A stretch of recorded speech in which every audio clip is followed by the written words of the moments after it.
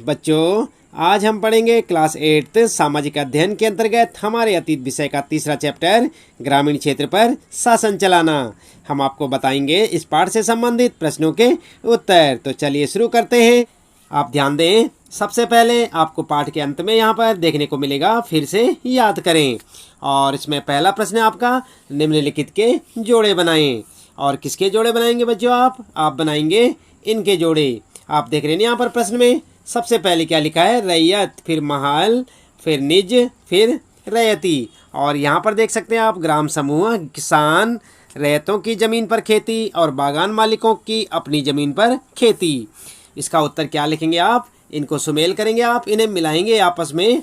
आप समझ गए ना? जो ये चार यहाँ पर लिखे हुए हैं इनको इनके साथ आप मिलाएंगे। तो यहाँ पर कैसे मिलाएंगे आप? उत्तर में देख सकते हैं बच्चों, ये है आपका उत्तर। और यहाँ पर रैयत के साथ लिखेंगे आप किसान, महाल के साथ लिखेंगे ग्राम समूह, और निज के साथ बागान मालिकों की अपनी ज़मीन पर खेती, और रैयत के साथ रैयतों की ज़मीन पर खेती। इस प्रकार से आप इस प्रश्न का उत्तर लिखेंगे। इसके बाद बच्चों अगला प्रश्न देख लेते हैं। यहाँ पर यह है आपका दूसरा प्रश्न। और यहाँ पर क्या पूछा हुआ है? यहाँ पर आप देख सकते हैं रिक्त स्थान भरें। और यहाँ पर आप देख रहे हैं ना, ये हैं आपके रिक्त स्थान।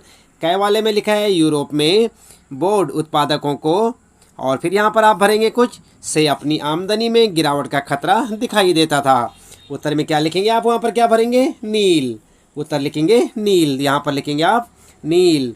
और इसके बाद देख सकते हैं आप ख वाला है यहाँ पर, 18वीं सदी के आखिर में ब्रिटेन में नील की मांग और के कारण बढ़ने लगी। तो किसके कारण बढ़ने लगी? आप यहाँ पर लिखेंगे औद्योगिकीकरण के कारण बढ़ने लगी। इसके बाद गै वाला प्रश्न है बच्चों, ध्यान दें आप।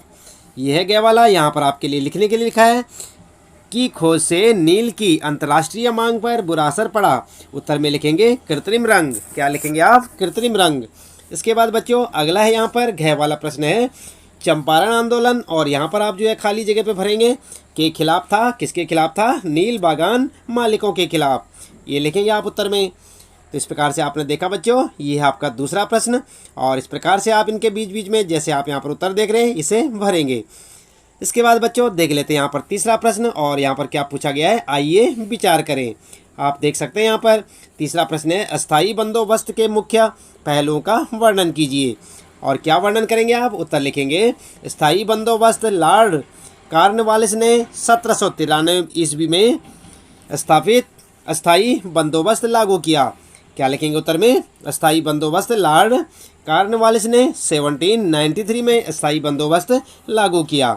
और यहाँ पर लिखेंगे आप पॉइंट बनाकर, नंबर 1, राजाओं और तालुकदारों को जमींदारों के रूप में मान्यता दी गई। दूसरा पॉइंट लिखेंगे जमींदारों को किसानों से राजस्व इकट्ठा कर कंपनी के पास जमा कराने का काम दिया गया। इसके बाद अगला लिखेंगे जमीनों की राजस्व राशि अस्थायी रूप से निश्चित कर दी गई। चौथा, किसानों से भूमि संबंधी अधिकार छीन लिए गए, जिससे किसान जमींदारों की दया पर निर्भर हो गए। वे अपनी ही ज़मीन पर मजदूरों की तरह काम करने लगे। तो इस प्रकार से बच्चों आप यहाँ पर उत्तर लिखेंगे। ये था आपका तीसरा प्रश्न और उसका उत्तर। इसके बाद बच्चों ये है आपका चौथा प्रश्न। और यहाँ पर पूछा गया है, महालवारी व्यवस्था अस्थायी बंदोबस्त के मुकाबले कैसे अलग थी? उत्तर में लिखेंगे आप, उत्तर क्या लिखेंगे? महालवारी व्यवस्था और अस्थायी बंदोबस्त में भिन्नता। महालवारी व्यवस्था सबसे पहले लिखेंगे आप महालवारी व्यवस्था, ये हेडिंग डालकर लिखेंगे आप। इसके बाद यहाँ पर लिखेंगे बंगाल रेजिडेंसी के उत्तर पश्चिमी के लिए होल्ट मैकेंजी नामक अंग्रेज ने एक नई व्यवस्था 1822 यानी कि 1822 में तैयार की। इस व्यवस्था के अनुसार, और फिर पॉइंट बनाएंगे आप, नंबर 1, गांव के एक एक खेत के अनुमानित राजस्व को जोड़कर हर गांव या ग्राम समूह महाल जिसे कह सकते हैं से वसूल होने वाले राजस्व का हिसाब लगाया गया। इस प्रकार से आप लिखेंगे पहला पॉइंट। इसके बाद दूसरा पॉइंट लिखेंगे इस राजस्व को स्थायी रूप से निश्चित नहीं किया गया, बल्कि उसमें समय समय पर संशोधन का प्रावधान किया गया। और इसके बाद अगला पॉइंट लिखेंगे आप, राजस्व इकट्ठा करने तथा कंपनी के पास जमा कराने का काम जमींदार के स्थान पर गांव के मुखिया को दिया गया। आगे क्या लिखना आपको? अस्थायी बंदोबस्त व्यवस्था। और यहाँ पर जो अस्थायी बंदोबस्त व्यवस्था में क्या लिखेंगे? लॉर्ड कॉर्नवालिस ने 1793 में यह व्यवस्था लागू की। और क्या व्यवस्था थी वो? नंबर 1, राजाओं और तालुकदारों को जमींदार के रूप में मान्यता दी गई, खेत के हिसाब से राजस्व निश्चित नहीं किया गया। नंबर दूसरा पॉइंट लिखेंगे इसमें, जमीनों की राजस्व राशि स्थायी रूप से निश्चित कर दी गई, इस राशि के संशोधन का कोई प्रावधान नहीं किया गया। इसके बाद तीसरा पॉइंट लिखेंगे आप, राजस्व इकट्ठा करने तथा कंपनी के पास जमा कराने का काम जमींदारों को दिया गया। तो इस प्रकार से आप देख रहे हैं यहाँ पर, यह है आपका चौथे प्रश्न का काफ़ी लंबा चौड़ा उत्तर है बच्चों। आप इसे ध्यानपूर्वक लिखें और अच्छे से याद भी करें, क्योंकि आप देख रहे हैं यहाँ पर 2 व्यवस्थाओं के बारे में लिखना था। यहाँ पर कौन कौन सी व्यवस्था, नंबर 1 महलवारी व्यवस्था और नंबर 2 अस्थाई बंदोबस्त।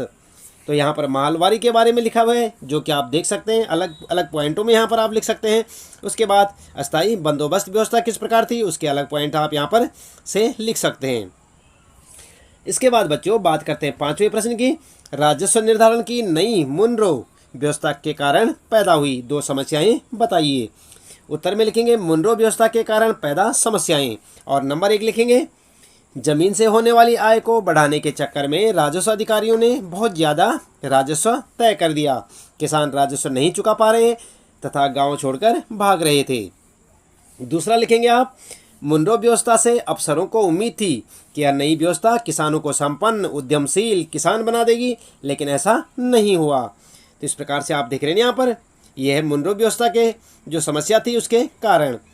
और इसके बाद देख लेते हैं यहाँ पर 6ठा प्रश्न है बच्चों, रैयत नील की खेती से क्यों कतरा रहे थे। तो क्या लिखेंगे उत्तर, रैयतों का नील की खेती से कतराने का कारण आप लिखेंगे।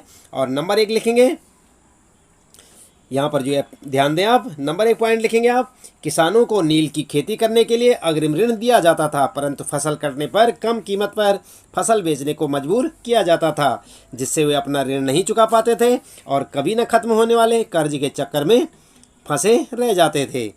तो इस प्रकार से आप देखें यहाँ पर। और दूसरा पॉइंट है बच्चों, बागान मालिक चाहते थे कि किसान अपने सबसे उपजाऊ खेतों पर नील की खेती करें, लेकिन किसानों आगे नंबर 3 लिखेंगे, किसान को नील की खेती करने के लिए अतिरिक्त मेहनत और समय की आवश्यकता होती थी, जिस कारण किसान अपनी फसलों के लिए समय नहीं दे पाता था। समझ गए ना आप बच्चों। इस प्रकार से आप इस प्रश्न का उत्तर लिखेंगे, प्रश्न नंबर 6 का उत्तर, जो कि नील की खेती से क्यों कतरा रहे थे यहाँ पर, तो आप लिख सकते हैं इसका कारण।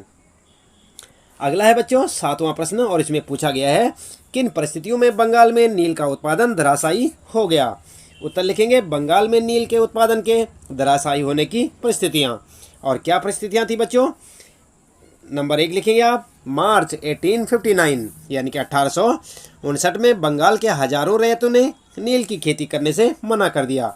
दूसरा पॉइंट है, रैयतों ने निर्णय लिया कि न तो वे नील की खेती के लिए कर्ज लेंगे और न ही बागान मालिकों की लाठीधारी गुंडों से डरेंगे।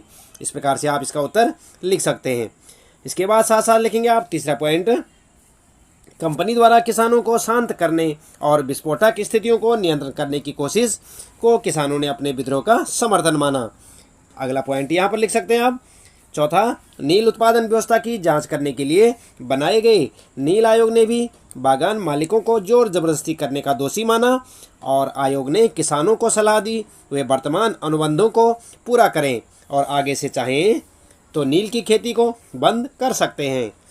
इसके बाद साथ साथ आप लिखेंगे, इस प्रकार बंगाल में नील का उत्पादन धराशायी हो गया। इसी प्रकार से बच्चों आप इसका उत्तर लिखेंगे। इसके बाद अगला प्रश्न है यहाँ पर, आइए करके देखें। देख रहे हैं आप यहाँ पर, ये है आइए करके देखें। और इसमें 8वां प्रश्न है बच्चों, इसमें है चंपारण आंदोलन और उसमें महात्मा गांधी की भूमिका के बारे में और जानकारियाँ इकट्ठा करो। उत्तर लिखेंगे आप, अफ्रीका से वापसी के बाद गांधी जी चंपारण के नील उत्पादक किसानों के बीच उनकी समस्याओं को जानने के लिए पहुंचे। और यहाँ पर पॉइंट बना के लिखेंगे आप, नंबर 1, गांधी जी नील उत्पादक किसानों के विरोध को अपना समर्थन दिया। गांधी जी ने ना अपना समर्थन दिया। नंबर 2, गांधी जी भारत में अपना पहला सत्याग्रह चंपारण से शुरू किया, जो कि नील उत्पादक किसानों के समर्थन में बागान मालिकों के विरुद्ध था। और नंबर 3, सरकार ने दमनकारी नीति अपनाई और गांधी जी को गिरफ्तार किया गया।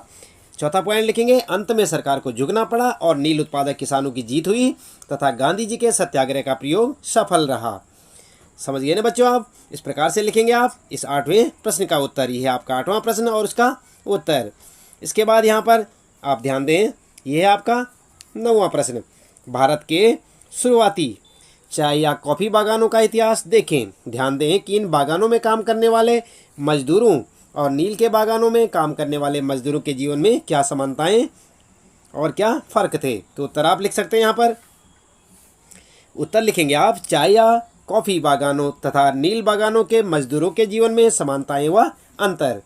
तो क्या समानताएं थी और क्या अंतर थे, इस प्रकार से आप पॉइंट बना के लिखें। नंबर 1, चाय बागानों में मजदूरों को अनुबंध के आधार पर रखा जाता था, जबकि नील बागानों में ऐसा नहीं था।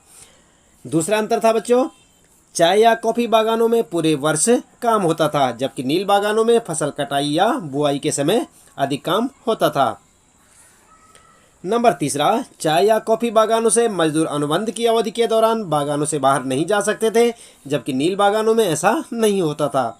इसके साथ ही आप ध्यान दें, ये 9 प्रश्न हैं आपके इस पाठ में। आप इन्हें जो अच्छे से याद करें, अपनी पाठ्य पुस्तक से आप इस पाठ को पढ़ें ताकि आपको पाठ अच्छे से समझ आ जाए। तो इसी प्रकार कक्षा 8 हमारे अतीत के सभी पाठों के प्रश्न उत्तर जानने के लिए आप चैनल को सब्सक्राइब करें और लगातार जुड़े रहें हमारे साथ इसी प्रकार। तो बच्चों, आज के लिए इतना काफ़ी है। आपका दिन शुभ हो।